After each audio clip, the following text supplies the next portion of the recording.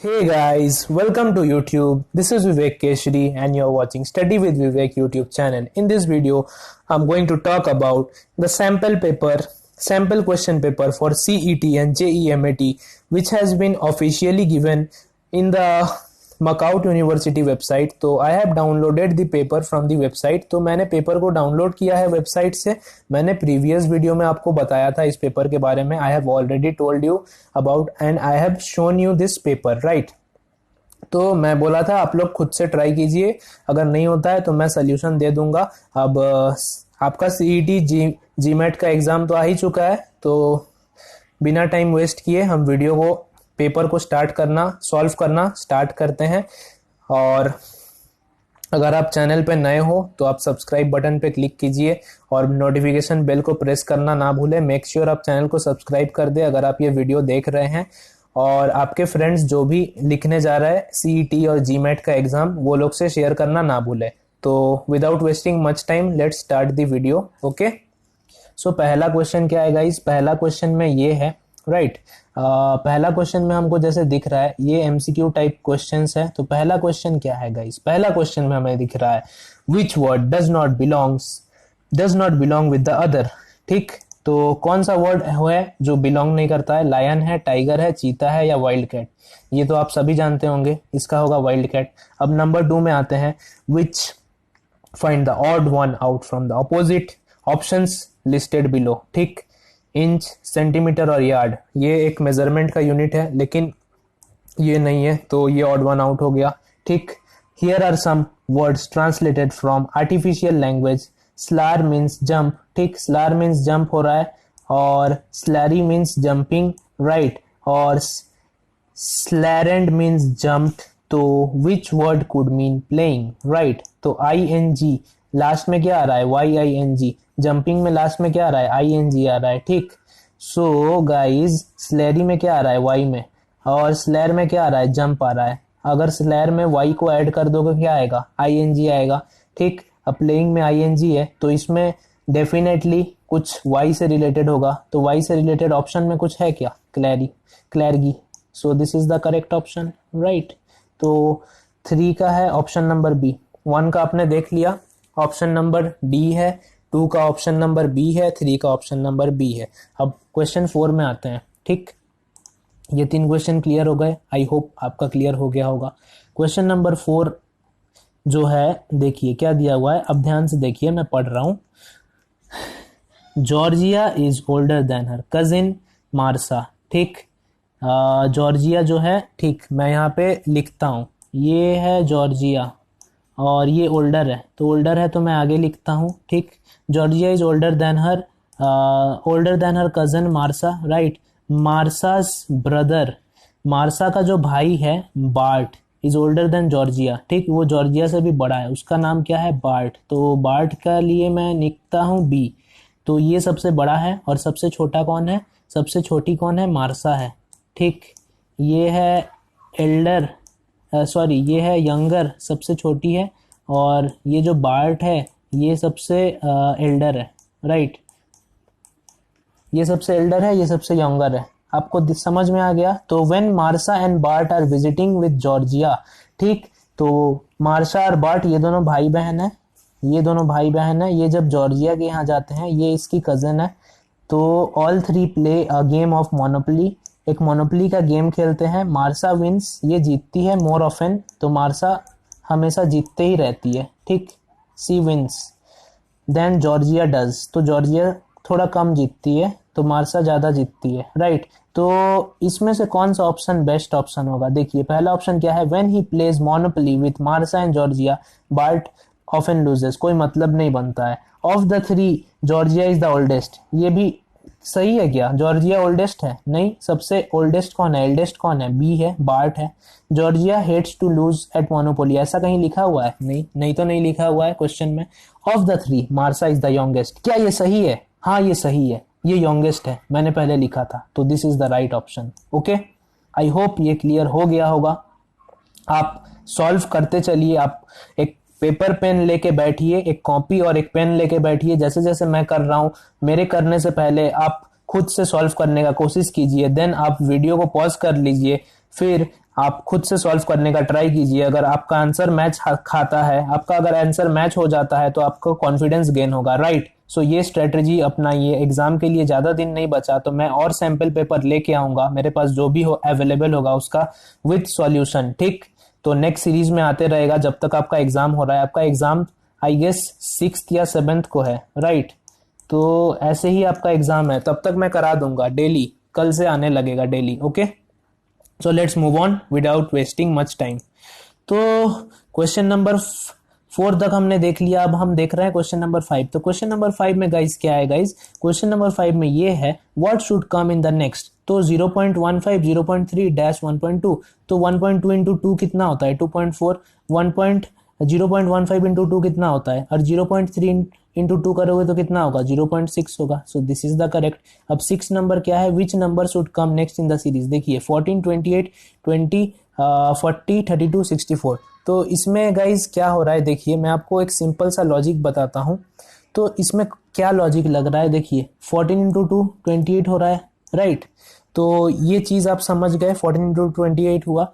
अब गाइज यहाँ पे देखिए 20 इंटू 2 कितना होता है 40 होता है, ठीक, ये भी आप समझ गए। अब देखिए 32 इंटू 2 कितना होता है 64 होता है। अब ये चीज़ पे थोड़ा ध्यान डालिए, 28 से 40 जाने में कितना आता है, कितना करना पड़ेगा मुझे, +12, एम आई राइट। तो +12 करना होगा, ठीक। और मुझे 14 से लेके 20 जाने में कितना करना पड़ रहा है +6। तो 6 का डबल 12, 12 का डबल 24। तो 32 + 24 मैं कर दूंगा तो कितना होगा गाइज 56। तो कोई ऑप्शन में है 56, हाँ 6 का बी होगा। तो यहाँ पे गाइज होगा 56। आई होप आपको ये क्लियर हो गया हो, आपको ये समझ में आया हो। अगर नहीं आया है तो आप वीडियो को रिवर्स करके देख सकते हैं, ओके। अब देखिए नंबर 7 पे आता है what number should fill the blank 8, 43, 11, 41 dash 39। तो इसका भी एक सिंपल सा लॉजिक है, इसका मैं लॉजिक आपको बताता हूँ। देखिए इसका क्या लॉजिक है, 8 + 3 करेंगे 11 आएगा, ठीक, +3 कर रहे हैं, और 43 से आप -2 कर रहे हैं, ऊपर में -2 का सीरीज चल रहा है। तो 41 - 2 करेंगे 39 आएगा। फिर गाइज यहाँ पे क्या आएगा 11 + 3 किए, और यहाँ पे +3 करेंगे तो 14 आएगा, राइट। तो करेक्ट ऑप्शन इज बी, 7 का बी आ रहा है। और नंबर 8 का क्या है, which pair of number should come next in this series, ठीक। 9, 12, 11, 14, 13, 16, 15।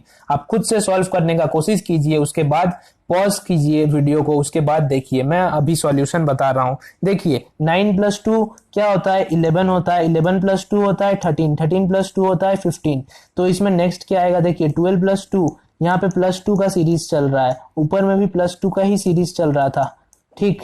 तो 14 + 2 आएगा 16, 16 + 2 क्या आएगा 18। कोई ऑप्शन में 18 है, तो यहाँ पे गाइज पहले 18 आएगा, राइट। उसके बाद यहाँ पे क्या आएगा, देखिए यहाँ पे +2 का सीरीज चल रहा था, 15 + 2 कितना आएगा 17। कोई ऑप्शन में है क्या 18 और 17, हाँ ये ऑप्शन में है, 8 का डी होगा, राइट, 8 का डी होगा, 18 और 17, this is the correct answer. So 9 का गाइज क्या होगा, 9 का देखिए मैं 9 का क्वेश्चन पढ़ता हूँ। All the offices on the 9th floor, ठीक, ऑल द ऑफिसेस जितने भी ऑफिस है 9th फ्लोर पे have wall to wall carpeting. ये स्टेटमेंट पे गौर डालिए, wall to wall carpeting, no wall to wall carpeting is pink. ये स्टेटमेंट 1 हुआ और ये स्टेटमेंट 2 हुआ, okay.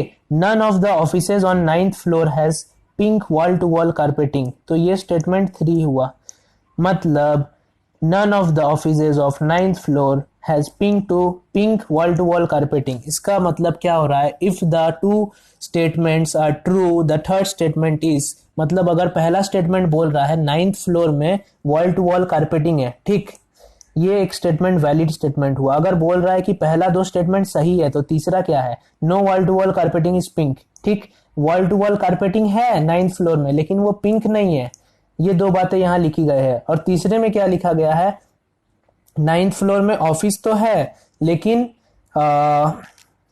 9th floor has pink, none of the office of 9th floor has pink wall to wall carpeting. तो ये तो सही है, कंक्लूजन है, पहला 2 स्टेटमेंट का कंक्लूजन ये है, थर्ड स्टेटमेंट।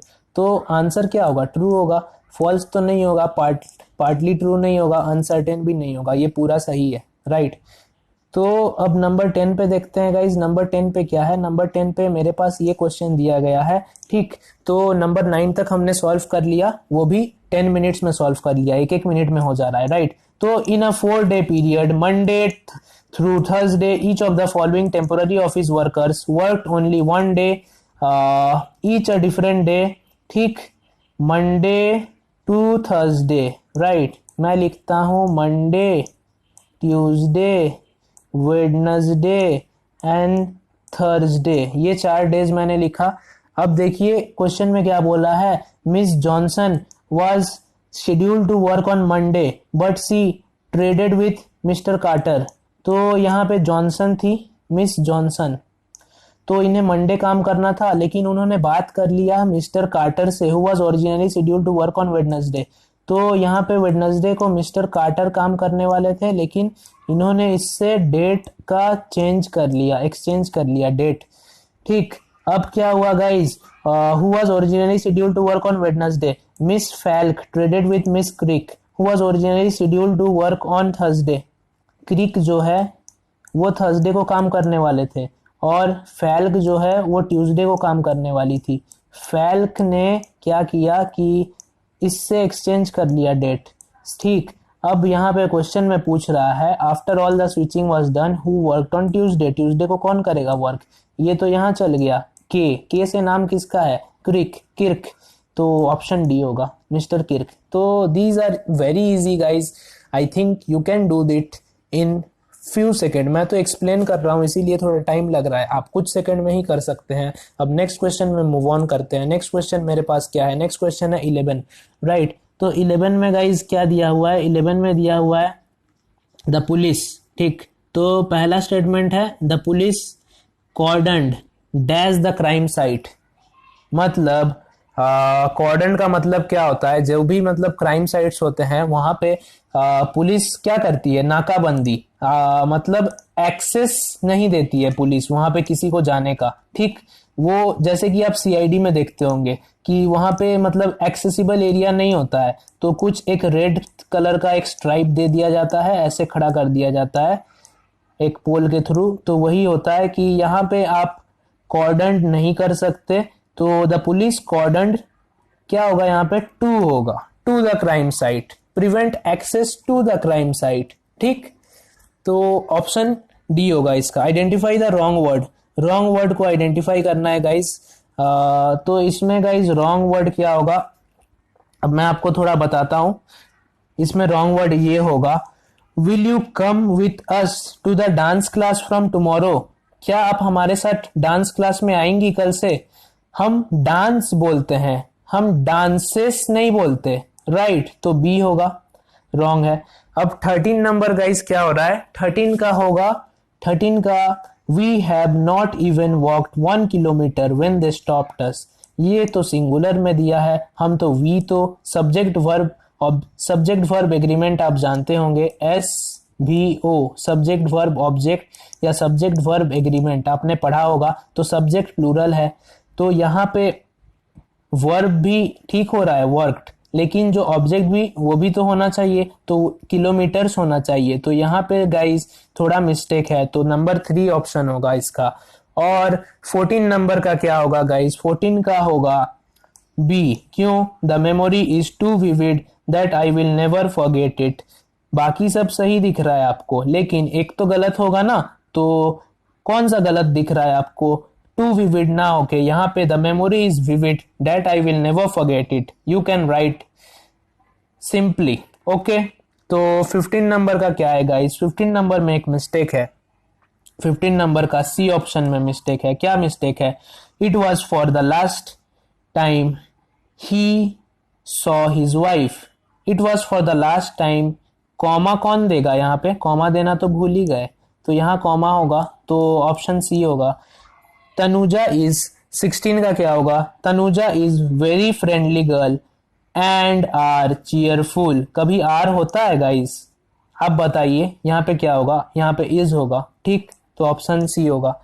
हमने 16 नंबर तक कर लिया, अभी टाइम हो रहा है 15 मिनट्स, तो और थोड़ा जल्दी करते हैं गाइस। आप वीडियो में बने रहिए, बहुत मजा आने वाला है। मैथ्स के क्वेश्चन एंड में है, वीडियो के एंड में बहुत अच्छे अच्छे ट्रिक्स से मैं सॉल्व करने वाला हूं। ओके, सो वीडियो में बने रहिए, और चैनल आपने सब्सक्राइब नहीं किया तो सब्सक्राइब कीजिए, और वीडियो को लाइक करना ना भूले और शेयर करना ना भूले। ओके, तो 17 नंबर गाइज है कि 17 का करेक्ट ऑप्शन होगा आपका बी। क्यों बी होगा? She took some money from his father to buy a video game.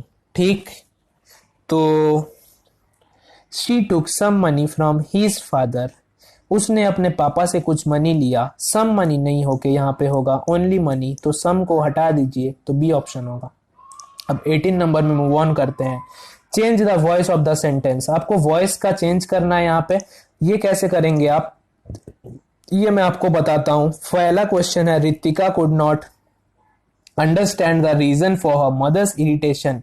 तो इसका करेक्ट ऑप्शन क्या होगा गाइज, आप सोचिए, मैं बताता हूं। इसका करेक्ट ऑप्शन होगा B, Ritika was not able to understand the reason why her mother is irritated. Okay,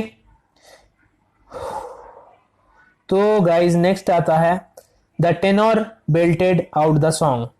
तो 19 का क्या आता है गाइज, 19 का ऑप्शन ए करेक्ट है।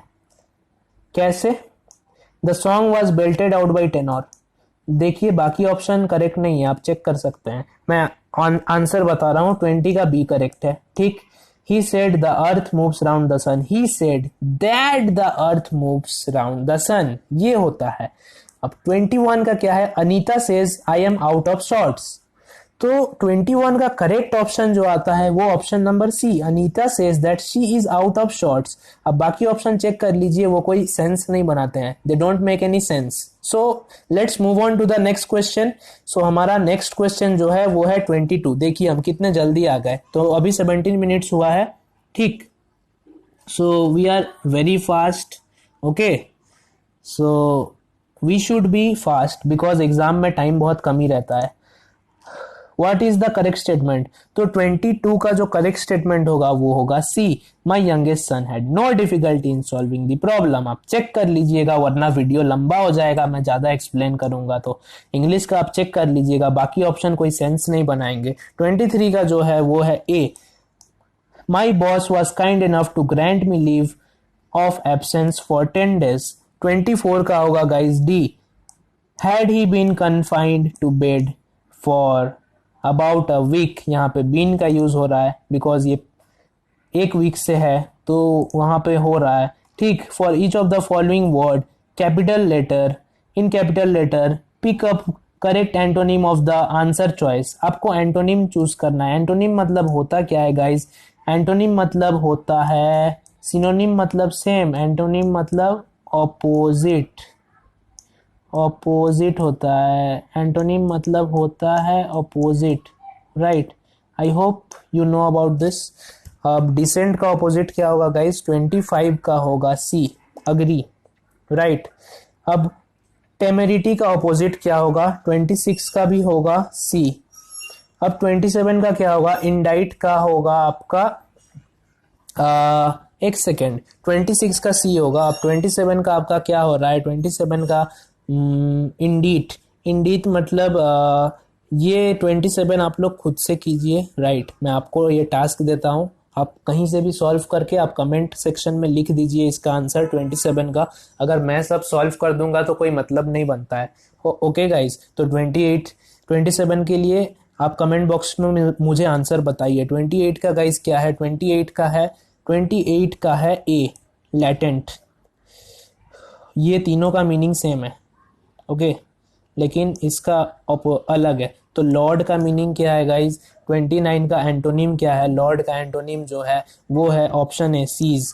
अब गाइज 30 में आता हूँ, अभी 19 मिनट्स हुआ है, अब मैं 30 नंबर पे आता हूँ। ठीक, हम लोग बहुत फास्ट चल रहे हैं, ये स्पीड मेंटेन करेंगे तो जल्दी हो जाएगा। 30 का क्या है, यहाँ पे गाइज करना ये है, a part of the following sentences italicized from the answer choices which follows.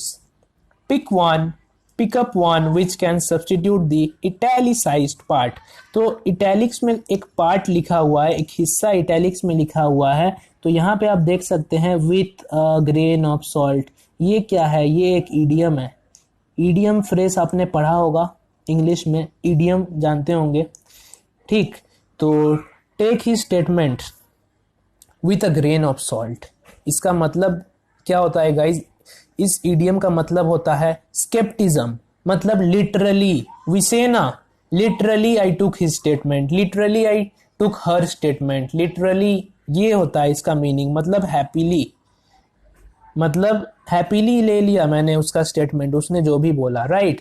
अब 31 का सी होगा गाइज। 31 का सी क्यों हो रहा है? Although you examine it carefully, ये तो है आपका इटैलिक्स में।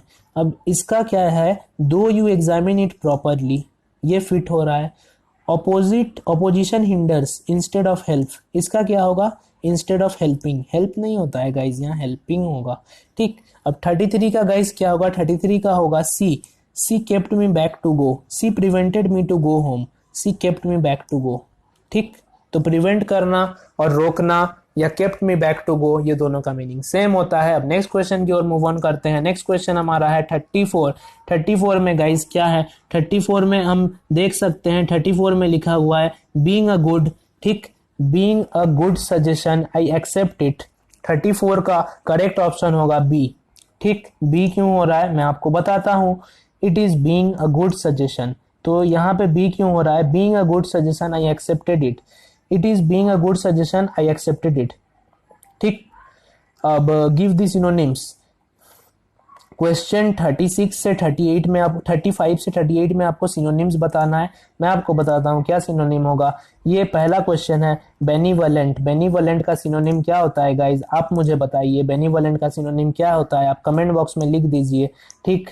तो वीडियो को पॉज कीजिए, लिखिए, मैं करेक्ट आंसर बताता हूँ। बेनिवोलेंट का सिनोनिम होगा आपका काइंड हार्टेड, जो इंसान दिल से अच्छा होता है तो वो बेनिवोलेंट होता है। बाइगट का ये क्या होगा गाइज? बाइगट का होगा रॉन्ग असर्शन। फिर फेल्टर का क्या होगा गाइज? फेल्टर का होगा मतलब फेल्टर का सिनोनिम होगा बी, गो अनस्टेडीली। मतलब फेल्टर मतलब मैं आपको सिंपली बताता हूँ क्या होता है। फेल्टर मतलब ये होता है कि आप अपना स्ट्रेंथ खो रहे हैं, आप अपना मोमेंटम खो रहे हैं, तो अनस्टेडी हो जा रहा है, ठीक। क्वीवर मतलब क्या होता है गाइस? क्वीवर का सिनोनिम होता है question number 38 option C. Option C होगा वाइब्रेट। क्वीवर मतलब शेक करना या वाइब्रेट करना, तो ये होगा। अब 39 का गाइज मैं आपको थोड़ा एक्सप्लेन करना चाहता हूँ। The local value of 5 in numeral, ठीक। तो ये मैं थोड़ा एक्सप्लेन करता हूँ ये क्वेश्चन में आने से पहले। Question number 39 to question number 50 में एक कॉन्सेप्ट एक्सप्लेन करता हूँ। ओके गाइज, वीडियो में बने रहिए। ओके गाइज, सो वो जो कॉन्सेप्ट है वो मैं आपको एक्सप्लेन कर रहा हूँ, ठीक। तो मैं कॉन्सेप्ट एक्सप्लेन करता हूँ। मैंने ब्लैक पेन लिया है, उसके बाद मैं एक्सप्लेन करता हूँ, ठीक। मैंने जैसे कि एक एग्जांपल लिया, एग्जांपल में मैंने एक वैल्यू लिया 465 मैंने लिया, और मैंने लिया 7892, ठीक। ये एक एग्जांपल मैंने लिया, ठीक। तो इसका लोकल वैल्यू अगर मुझे पूछे, लोकल वैल्यू LV में लिख रहा हूँ शॉर्टकट में, लोकल वैल्यू ऑफ 5 अगर मुझसे पूछ लिया तो मैं क्या करूँगा? लोकल वैल्यू ऑफ 5 होगा, 5 के बाद कितना डिजिट्स है? 1 2 3 4, तो मैं यहाँ पे 4 0 लगा दूंगा, 1 2 3 एंड 4, तो कितना हुआ गाइज? 50,000। ये क्वेश्चन आपसे पूछेगा लोकल वैल्यू।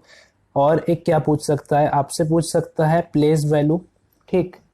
अगर आपसे प्लेस वैल्यू पूछ रहा है, मैं PV लिखता हूँ शॉर्टकट में। प्लेस वैल्यू ऑफ 9 अगर आपसे पूछे तो आप क्या लिखिएगा? 90। अगर आपसे पूछ लिया व्हाट इज फेस वैल्यू, ठीक। 3 तरह के वैल्यू है, लोकल है, प्लेस है, फेस है। अगर आपसे फेस वैल्यू ऑफ 7 पूछ लिया तो आप क्या लिखेंगे? ओनली 7। क्यों ओनली 7 क्यों लिख रहे हैं वो मैं आपको बताता हूँ। जो भी फेस वैल्यू होता है, face value is the digit itself, मतलब जो भी डिजिट का फेस वैल्यू पूछ रहा है वही चीज़ होता है। जैसे कि मैं अभी बोर्ड को इरेज करता हूँ, आपको अगर स्क्रीनशॉट लेना है तो आप ले लीजिए। I am erasing the board. Okay, तो मैं इरेज करता हूँ और मैं एक चीज़ बताता हूँ। ठीक, तो मैंने इरेज किया। अब मैं आपको एक चीज़ बताता हूँ। जैसे कि एक एग्ज़ाम्पल मैं लेता हूँ। Right, I am taking one example. तो एग्ज़ाम्पल ये है कि 423। राइट, तो मैंने यहाँ पे लिखा गाइस 423। अब 423 का मतलब क्या हुआ, इसको हम कैसे प्रोनाउंस करते हैं? 423। राइट, यही ना बोलते हैं हम बोलते हैं 423। Can we write like this? Can we write like this guys? Yes, we can write. अब इसको अगर हमें पूछा फेस वैल्यू ऑफ 4, मुझसे पूछा फेस वैल्यू ऑफ 4, 4 का फेस वैल्यू क्या होगा? 4 का फेस वैल्यू होगा 4। अगर मुझसे पूछा 4 का पोजीशन वैल्यू क्या होगा? 4 का अगर मुझसे पूछा प्लेस वैल्यू क्या होगा? PV ऑफ 4, तो मैं क्या बताऊंगा गाइज? 400 होगा। राइट, क्योंकि 4 के बाद 2 ये है। ये क्या था? ये था फेस वैल्यू, ये था फेस वैल्यू। और नीचे मैंने ये लिखा है, ये है पोजीशन वैल्यू। और एक क्या वैल्यू मैंने आपको बताया? और एक मैंने बताया आपको लोकल वैल्यू। ठीक, ये 3 वैल्यूज़ है। आई होप ये क्लियर हुआ होगा। अब मैं क्वेश्चन पे आता हूँ। ओके गाइज, आई होप आपको कॉन्सेप्ट क्लियर हुआ होगा। अब ये क्वेश्चन आप इजीली सॉल्व कर सकते हैं। What is the local value of 5? Local value का मैंने क्या बताया गाइज? लोकल वैल्यू ऑफ 5 मतलब आपका ऑप्शन कौन सा होगा? बी होगा। बिकॉज बी क्यों हो रहा है गाइज? आप अब समझ गए होंगे ऑप्शन बी क्यों हो रहा है। आप समझ गए होंगे। 5 के बाद कितना है? 1 2 3 4, 4 जीरोस, तो बी होगा। अब 40 नंबर का क्या होगा? What is the face value of 7? Face value मैं क्या बोला? Face value is the digit itself. Face value of 7 is कितना होगा गाइज? 7 होगा। Right, I hope this things are getting clear. How many numbers up to 500 are divisible by 117? मतलब कितने ऐसे number है 500 तक जो 117 से डिवाइडेड है? इसका करेक्ट ऑप्शन होगा ए। ठीक, आप खुद से सॉल्व करने का ट्राई कीजिएगा। ओके, तो वरना वीडियो थोड़ा लंबा खिंच जाएगा। मैं सॉल्व तो कर देता, लेकिन आप खुद से सॉल्व करने को ट्राई कीजिए। ओके, ठीक है, मैं सॉल्व कर ही देता हूँ। तो गाइज ये हो कैसे रहा है ये मैं आपको बताता हूँ। ओके ओके गाइज, तो मैं आपको सोल्यूशन बताता हूँ। तो एग्जाम्पल मतलब क्वेश्चन क्या था गाइज? क्वेश्चन हमारे पास था, क्वेश्चन था हमारे पास 500 को मतलब 500 तक 177 से कितने नंबर डिविजिबल है। ठीक, तो यही था हमारे पास क्वेश्चन। अब मैं क्या करूँगा? अब 177 से फर्स्ट नंबर जो डिविजिबल होगा वो कौन सा होगा? फर्स्ट नंबर जो डिविजिबल होगा वो खुद 177 होगा। Right, I hope this is clear. अब गाइज मैं एक चीज़ बताता हूँ। 500 डिवाइडेड बाई 177 आप करेंगे तो कितना होगा? इसको काटेंगे तो ये 2 बार जाएगा। राइट, 2.8 ऐसे कुछ आएगा। ओके, तो ये क्या होता है गाइज? ये होता है जैसे कि मैं एक चीज़ बताता हूँ। यहाँ पे आपको कुछ करना नहीं है, बस आपको ये 2.8 जो है, 2.8 जो आपको मिल रहा है, आप 2.8 को सिंपली मल्टीप्लाई कीजिए। किससे? मैं आपको बताता हूँ। 2.8 को आप 177 से मल्टीप्लाई कीजिए तो आपको कितना मिलता है guys? If you are multiplying 2.8 into 177, how much are you getting? You are getting approx 495। ठीक, आपको इतना मिल रहा है 495। तो ये 495 क्या है? 495 is TN, total number of terms. तो ये है टोटल नंबर ऑफ टर्म्स। अब मैं क्या करूँगा गाइज? मेरा पहला टर्म क्या था? 177। अब मेरे दूसरा टर्म कुछ आएगा, डबल आएगा इसका, 354। ठीक, तो ऐसे टर्म्स चलते जाएंगे। अब मेरे पास एक फॉर्मूला आता है, वो फॉर्मूला है TN equals to A plus N-1 into D। So this is the formula. You have to remember this formula. Okay, ये याद कर लीजिए. अब T N total number of terms कितना है मेरे पास? टी एन यहाँ पे है 495. ये आप देख सकते हैं. This is T N 495, right. अब गाइज यू हैव टू, आपको थोड़ा बेयर करना होगा मेरे साथ because I don't have a pen tab. तो आपको थोड़ा बेयर करना होगा. हैंड राइटिंग थोड़ा बुरा हो रहा है बट आई होप आप अंडरस्टैंड कर पाएंगे इसे. तो फर्स्ट टर्म क्या है था गाइज, मेरे पास 177 था ना. अब n-1, मुझे n का वैल्यू निकालना है ना. अब डिफरेंस कितना था? 177 का डिफरेंस था. अब गाइज इसको सॉल्व करके क्या आएगा? अगर मैं करता हूँ 177n ओके माइनस 177, ये मैं लिखा इक्वल्स टू, मैं ये कर रहा हूँ 177n माइनस 17, 495 माइनस 17 कितना होता है? 495 माइनस 177 होता है 318. ओके, और अगर मैं n का वैल्यू निकालूँ तो कितना आएगा? n का वैल्यू आएगा 318 प्लस 177 कितना आता है गाइस? 495 आता है, राइट. 4, 9 एंड 5, तो ये आया. डिनोमिनेटर में क्या आएगा? 177 आया. आप इसको कट करेंगे तो कितना आएगा गाइस? कट करेंगे तो आपका ये 2.8 समथिंग आएगा. अगर इसको आप 10 से मल्टीप्लाई करते हैं तो कितना आएगा आपका गाइस? 28 आएगा. सो कोई ऑप्शन में अगर 28 है तो this is the correct option. I hope this is clear. आप इसका स्क्रीनशॉट ले सकते हैं. अब मैं नेक्स्ट की ओर मूव ऑन करता हूँ. मैं इसे इरेज कर रहा हूँ. Okay okay guys, I hope आपका 41 नंबर क्लियर हुआ होगा सम. ठीक, तो 41 के बाद हम देखते हैं 42 में गाइज क्या है? 42 में ये है कि 1342 में ये है कि what least number must be subtracted from 13601 to get a number exactly divisible by 8. तो इसमें गाइज होगा क्या? इसमें मैं आपको बता रहा हूँ. इसमें ये हो रहा है, इसमें आपको 13601 से एक नंबर को माइनस करना है. तो आपको एक नंबर मिलेगा जो डिविजिबल होगा 87 से और एक प्योर वैल्यू निकालेगा. तो 13601 से अगर आप 29 को माइनस करते हैं तो आपको कितना मिलेगा? आपको मिलेगा 13572, 13572 एंड 2, ये आपको मिलेगा. ये मिलने के बाद आप इसे अगर 87 से डिवाइड करेंगे तो आपको जो वैल्यू मिलेगा वो वैल्यू मिलेगा आपको 156.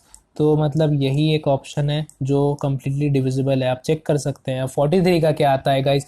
43 का आता है the largest number of 4 digit which is exactly divisible bye 88. तो लार्जेस्ट नंबर हमें कौन सा है? 88 को इससे हम डिवाइड करेंगे तो इसका कितना आएगा गाइज? इसका आएगा 101, 101 आएगा. और इसको अगर डिवाइड करेंगे 88 से तो इसका आएगा 113. तो ऑप्शन कौन सा होगा? ये होगा. और 44 का गाइज हम देखते हैं. 44 का गाइज क्या है? अब ज़्यादा क्वेश्चन बचे नहीं है, वीडियो में बने रहिए. 44 का find the number which is nearest to 3006 and exactly divisible by 29. मतलब नियरेस्ट है 3006 का एंड एग्जैक्टली डिविजिबल बाय 29. 29 से एग्जैक्टली डिविजिबल है. ठीक, तो 29 से एग्जैक्टली डिविजिबल कौन सा हो रहा है? 44 में आप ऑप्शन चेक कीजिए. 3016 डिवाइडेड बाई 29 अगर आप करेंगे तो इसका आंसर आएगा 104. बाकी ऑप्शन आप चेक कर सकते हैं, कोई डिविजिबल नहीं आएगा. इसका अगर डिवाइड करते हैं 104 आएगा. तो करेक्ट ऑप्शन इज बी. अब 45 का गाइज हो रहा है. 45 का जो दिया हुआ है, अगर इसको मैं p मानता हूँ, p इक्वल्स टू 3 और q इक्वल्स टू 4 मानता हूँ, p इक्वल्स टू 3 और q इक्वल्स टू मैं मानता हूँ 4. p बाई q का रेशियो है. अब HCF और LCM दिया हुआ है तो इसका गाइज LCM कितना होगा? LCM होगा 12 होगा क्योंकि 4 इंटू 3 12 हो रहा है. HCF कितना होगा? HCF इसका 1 होगा, राइट. तो p इंटू q, जैसे कि guys LCM to p into q यहाँ पे लिखा हुआ है. Product of their LCM is 1080. तो मेरा कितना आ रहा है? इसका LCM आ रहा है 12 और HCF तो 1 आ रहा है, तो मेरा तो 12 आ रहा है. इसको मुझे स्केलिंग करना होगा. इसको मैं कितना से मल्टीप्लाई कर दूं कि ये 1080 के बराबर हो जाए. तो 12 इंटू 9 कितना होता है गाइज? 108 होता है. अगर मैं 12 इंटू 900 कर दूं, ठीक, 12 इंटू 900 अगर मैंने कर दिया तो कितना आएगा मेरा वैल्यू? 10800. यही वैल्यू आएगा मेरा. ठीक, अब मुझे क्या करना है गाइज? रेशियो है 4:3, तो 4+3 मुझे सम निकालना है, सम ऑफ द नंबर। तो 4+3 कितना होता है, 7 होता है। 4+3 7 होता है। अब ऑप्शन में कौन सा 7 से कौन सा डिवाइड होता है, 7×30 अगर मैं करता हूँ, 7×30, आई होप आपको समझ में आ रहा है। 7×30 अगर मैं करता हूँ तो कौन सा ऑप्शन आएगा, बी आएगा, 210, और कोई ऑप्शन ही नहीं है। तो ये this is the correct option 45 के लिए। अब गाइज 46 के लिए मैं आपको बताता हूँ, least number which one divided by 5 6 7 8 9 leaves remainder 3, but one divided by 9 leaves no remainder. अगर 9 से डिवाइड करेंगे रिमाइंडर नहीं बचेगा, ऐसा कौन सा ऑप्शन है, आपको 9 से डिवाइड करके देखना होगा कि कौन सा ऑप्शन ऐसा है कि जिसमें रिमाइंडर बच ही नहीं रहा है। तो एक ही ऑप्शन है, वो है ऑप्शन नंबर बी। इसको अगर आप 9 से डिवाइड करते हैं तो इसका आंसर आता है 187। तो इसका कोई रिमाइंडर नहीं बच रहा है, तो यही करेक्ट ऑप्शन होगा। आप करके देखिएगा, मैं तो आपको बता दे रहा हूँ। 47 का एक लॉजिकल क्वेश्चन है। There are 3 pieces of wooden logs, 42 49 और 63 मीटर का है, ठीक। तो 3 मेजरमेंट है इनके। What is the greatest possible length which can be which they can be measured by which. तो ग्रेटेस्ट पॉसिबल लेंथ क्या होगा, 63 मीटर होगा। स्मॉलेस्ट तो नहीं पूछा है, ग्रेटेस्ट पूछा है। यहाँ पे गौर फरमाइए, ग्रेटेस्ट है। अब स्मॉलेस्ट पूछता तो आंसर ऑप्शन ये होता, क्योंकि 7 से भी मेजर हो सकता है, सबका 7 का मल्टीपल है। 7 6 जा 42, 7 7 जा 49 और 7 9 जा 63। अब 63 लार्जेस्ट पूछा है, तो ये ऑप्शन होगा, डी होगा। अब 48 का गाइस क्या हो रहा है, 48 का हो रहा है गाइस सी। क्यों सी हो रहा है, मैं आपको थोड़ा यहाँ पे बता देता हूँ क्यों सी हो रहा है। I have to explain, otherwise you won't be able to understand, so I am explaining it here. आप जरा ध्यान से देखिए, 6 7 8 9 12, राइट। तो ये दिया हुआ है 6 7 8 9 12। मैं यहाँ पे लिखता हूँ, मैं एक सेकेंड, जस्ट अ सेकेंड, मैं यहाँ पे लिखता हूँ गाइज 6 7 8 9 12, ओके। तो ये चीज़ मैंने लिख लिया। तो 6 7 8 9 12, तो देखिए गाइज मुझे स्केलिंग करना होगा ये वैल्यू 6 इंटू मैं क्या कर दूं कि मुझे ऐसा टाइप का कुछ आंसर मिल जाए। तो गाइज देखिए 6 7 मैंने लिखा, 8 लिखा, मैंने 9 लिखा, अब 12 लिख रहा हूँ। अब इसको मुझे स्केलिंग करना है। 6 इंटू 12 कितना होता है गाइज, 72 होता है, राइट। अब 7 इंटू 12 कितना होता है गाइज, 7 इंटू 12 होता है आपका 84, ठीक। अब 8 इंटू 12 कितना होता है, 12 इंटू 4 48 और 12 इंटू 8 96, राइट, 96 होता है। अब 9 इंटू 12 कितना होता है, 108 होता है। 12 इंटू 12 कितना होता है गाइज, 144 होता है। आप समझ गए होंगे। 12 इंटू 6 72, 12 इंटू 7 84, ये होता है आपका 12 इंटू 8 96, 108। अगर आप इन सबको जोड़ेंगे, प्लस करेंगे, तो आंसर जो आएगा वो होगा 504। तो correct option is 504 second. I hope ये आपको क्लियर हुआ हो। अब मैं नेक्स्ट क्वेश्चन की ओर मूव ऑन करता हूँ। वीडियो 40 मिनट्स में कंप्लीट हो जाएगा। तो गाइज 49 जो है और 50 है, ये मैं आपके लिए छोड़ रहा हूँ। अगर आपको कोई भी डाउट होता है तो आप मुझे पूछ सकते हैं टेलीग्राम ग्रुप में। टेलीग्राम ग्रुप का लिंक मैं दे दूंगा। अगर आपको वीडियो पसंद आया हो तो वीडियो को लाइक करना ना भूले। मेक श्योर आप चैनल को सब्सक्राइब कर दे। ये 49 और 50 मैं आपके ऊपर छोड़ता हूँ। You guys can solve it very easily, it's a easy question. अगर आपको कोई भी डाउट या क्वेरी होता हो तो आप मुझसे बेझिझक कमेंट सेक्शन में पूछ सकते हैं, ठीक है, ओके। आप मुझे thank you so much guys for watching the full video. I hope आपको ये वीडियो पसंद आया होगा, आपको सब कुछ समझ में आया होगा जो भी सोल्यूशन मैंने दिया वीडियो में। अगर आपको कोई भी डाउट या क्वेरी हो तो आप कमेंट सेक्शन में पूछ सकते हैं, बेझिझक पूछिए कोई भी डाउट हो। और आप मुझे इंस्टाग्राम पे फॉलो कर सकते हैं। इंस्टाग्राम आईडी है स्टडी विद विवेक। अगर आप डिफेंस रिलेटेड कोई एग्जाम का प्रिपरेशन कर रहा है, CDS, FCAT, INET, CAPF assistant commandant, तो उसका एक लिंक है AFA विथ लव, उसका टेलीग्राम चैनल भी है। वहाँ पे फ्री में कंटेंट प्रोवाइड होता है, hand written notes, mock test. फिर NDA का तैयारी आप कर रहे हैं या एयरफोर्स ग्रुप XY कोई भी तैयारी कर रहा है तो वो पेज आप फॉलो कर लीजिएगा, AFA विथ लव। वहाँ पे डिफेंस से रिलेटेड अपडेट मिलते रहते हैं आपको। अगर आप इंस्पायर होना चाहते हैं, अगर आप प्रिपेयर करना चाहते हैं एग्जाम रिलेटेड, तो you can follow that page AFA with love, ठीक है। तो वीडियो में बने रहने के लिए धन्यवाद। एंड तक बने रहने के लिए धन्यवाद। ठीक है, आप लोग अपना ख्याल रखिए, ध्यान रखिए कि घर से ज़्यादा ना निकले। Stay home and stay safe guys, and all the best for your CET and GMAT examination. All the very best, and I hope you guys will pass out with flying colors. आप लोग बहुत अच्छे से पास करेंगे exam, आपका rank अच्छा है। ठीक है, मैं ये प्रे करता हूँ। ठीक है गाइज, तब तक के लिए जय हिंद, जय भारत एंड वंदे मातरम।